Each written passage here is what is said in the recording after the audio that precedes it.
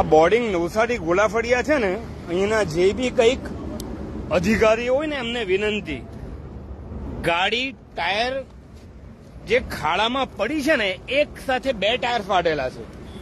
Location બતાવું તમને. હવે આ રૂપિયા કોણ બાપ આપવાનું આ ટાયર ફાટે એના?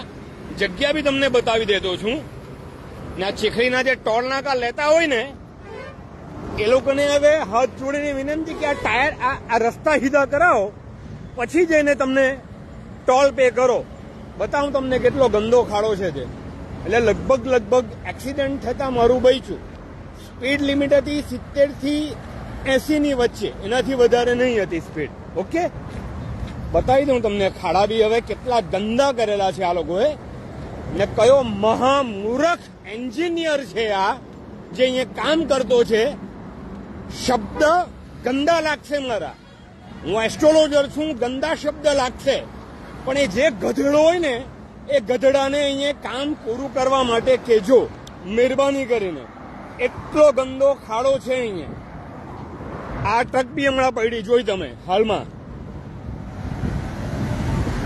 જો કોઈ વ્યક્તિનું ડેથ થયું ને તો આ કામ કરવાવાળા વ્યક્તિની જવાબદારી રહેશે. આ મારો વિડીયો શેર કરી દેજો. મેક્સિમમ જેટલા લોકો શેર કરી શકો શેર કરી દેજો મહેરબાની કરીને. જોઈ લેજો હમણાં ટ્રકની હાલત. એક્ઝેક્ટ આ ખાડા જોઈ લેજો. આ એક સાથે 2 ટાયર મારા ગાડીના ફાયદા છે હમણાં. ઓકે, એટલે જે બી અહીંયાના અધિકારી હોય ને એ અધિકારીને હાથ જોડીને વિનંતી કે બને એટલું આ કામ વહેલું કરો. આ કોઈ બાપ કોઈના ઘરના છોકરા જો મરી ગયા ને તો જવાબદારી કોની? સામાન્ય માણસ કોઈ હોય તો મરી જતો રહેશે અહીંયા.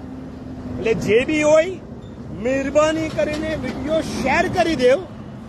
લગભગ તમને એક્ઝેક્ટ તમને એડ્રેસ આપી દઉં. નવસારી જેવું ક્રોસ કરશો ને ભોલાફરિયા કરીને આવે છે, અને રાજન ધાબા કરીને છે, ત્યાંથી એક્ઝેક્ટ આ જગ્યા છે.